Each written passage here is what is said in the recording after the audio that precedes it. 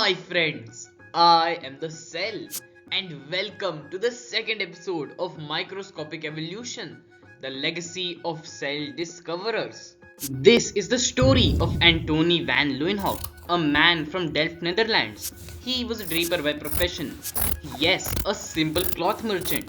While inspecting strands, texture, and the quality of fibers, he developed an unshakable belief in the potential of lenses themselves. He knew that with improved lenses, one could unveil the fantastic details of the hidden world. With this unwavering determination, Leeuwenhoek became deeply obsessed with lens making. Despite lacking formal scientific training and education, he taught himself the difficult art of grinding and polishing lenses. Through relentless trial and error, he perfected his craft, and over time, his persistence paid off, and he started creating lenses of remarkable clarity. To hold these smaller lenses steady, he attempted to fit them between two brass brackets, and thus the famous handheld tiny device was developed. Today we know it as a single lensed microscope. Did you know his microscope could magnify objects up to 200 times? An astounding accomplishment for the time. His lenses were so superior that even the most skilled optical scientists of his era failed to replicate them. The secret of his craftsmanship remained an enigma, forever a mystery in history. Later, this microscope became the gateway to the unseen world, helping Leeuwenhoek achieve his dream. With his microscope as a gateway, Leeuwenhoek ventured into an unseen world. He began examining anything and everything he could observe. He studied water samples from various sources such as ponds, rainwater, canals, and puddles. Additionally, he analyzed scrapings from his own teeth, semen samples from humans and animals, blood samples from dissected creatures like frogs and eels. He even observed beer and wine samples.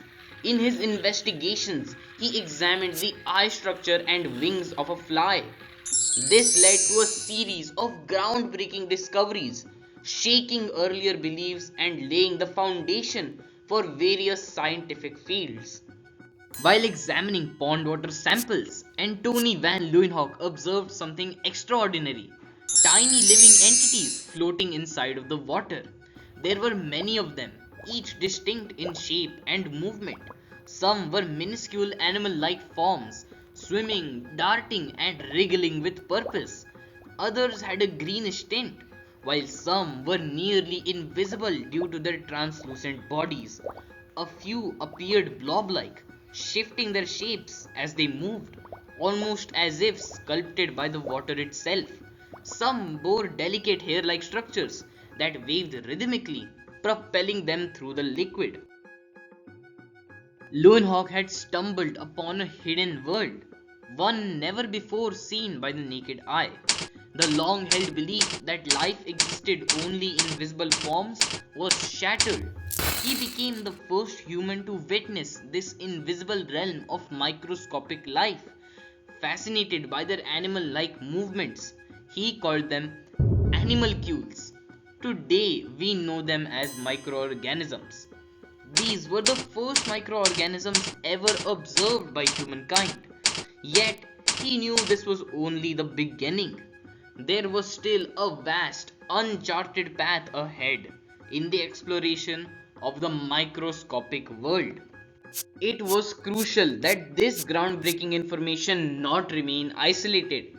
Leeuwenhoek felt it was his duty to document and share his discoveries on a well-known platform. And to do so, he wrote detailed letters to the Royal Society of London, a dedicated institution to promoting excellence in science and supporting scientific research. He described the microscopic creatures he had observed. His discoveries astonished the scientific community. But the very idea of microorganisms was unimaginable at the time. After all, who could have believed that such life existed right under their noses? It was met with skepticism and disbelief. But Leeuwenhoek learned and developed a repetitive approach. Each time he revisited his samples, he observed more and more details. He meticulously recorded measurements such as shape and size with precision and described their movements and behavior, adding new information with every observation. As a result, his findings grew increasingly specific. His letters to the Royal Society, enriched with detailed descriptions and illustrations, gradually added depth and credibility to his groundbreaking claims. How Antonie van Leeuwenhoek first discovered bacteria is a fascinating story. Driven by curiosity, he examined his own dental plaque, what he called white matter. Mixing it with water, he peered through his microscope and was stunned. He saw countless tiny organisms teeming with life. He observed a variety of forms: rod shaped bacteria, bacilli, spiral shaped bacteria, spirilla, and round shaped bacteria, cocci. What amazed him even more was the sheer number. His revelation was quite interesting, that the number of bacteria in his mouth far exceeded the entire population of the Netherlands. Leeuwenhoek recognized these bacteria as an essential part of his animalcules, opening the door to a new realm of microbiology. Leeuwenhoek made many revolutionary and groundbreaking discoveries, each more astonishing than the earlier one. However, what remains most fascinating is the vivid and meticulous way he described his animalcules, bringing them to life through his words. Sperm cells. Leeuwenhoek was the first to observe sperm cells under a microscope in vivid detail. He described their head and tail structure in his 1677 letter to the Royal Society, noting, "I have seen very small animals in the seed of the human male that move around in a wonderful manner. These animalcules had a rounded head and a long thin tail that moved in a whip-like motion." His detailed observations provided early insights into sperm morphology, even though he did not fully understand their role in fertilization. Nonetheless, his work laid the groundwork for future reproductive biology. Red blood cells. Examining human and animal blood, he observed red blood cells, writing, "I could plainly see the little globules that the blood consists of."